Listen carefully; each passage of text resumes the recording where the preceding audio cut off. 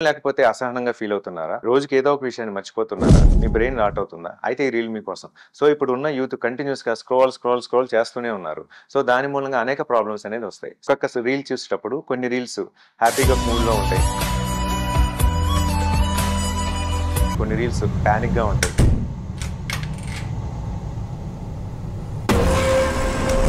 కొన్ని రీల్స్ డిప్రెసివ్‌గా ఉంటాయి. కొన్ని రీల్స్ భయానకంగా ఉంటుంటాయి. మీకు ఆల్రెడీ చూస్తూ ఉన్నారు.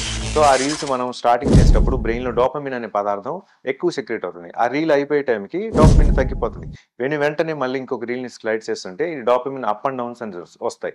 ఈ డోపమిన్ అప్ అండ్ డౌన్స్ మన లింబిక్ సిస్టమ్ అనేది కంట్రోల్ చేస్తుంది. సో ఈ లింబిక్ సిస్టమ్ యొక్క సర్క్యూట్‌లో ఈ యూత్ అనేది కంటిన్యూస్‌గా రీల్స్ స్క్రోల్ చేస్తూ ఉంటే ఆ లింబిక్ సిస్టమ్ దాంట్లో క్యాచప్ అయిపోతూ ఉంటారు. సో దీని మూలంగా వాళ్ళు కంటిన్యూస్‌గా ఫోన్ ఫోకసింగే కానీ, సరౌండింగ్ పరిసరాల మీద గానీ, సరౌండింగ్ ఏం జరుగుతుందని గానీ, సరౌండింగ్ మనుషులతో, వ్యక్తులతో మాట్లాడటం గానీ, భావ వ్యక్తీకరణ అనేది పూర్తిగా నశించిపోతున్నాయి. సో దీన్ని మనం బ్రెయిన్ రాట్ అంటాం. ఈ బ్రెయిన్ రాట్ నుంచి బయటపడాలంటే ఏం చేయాలి?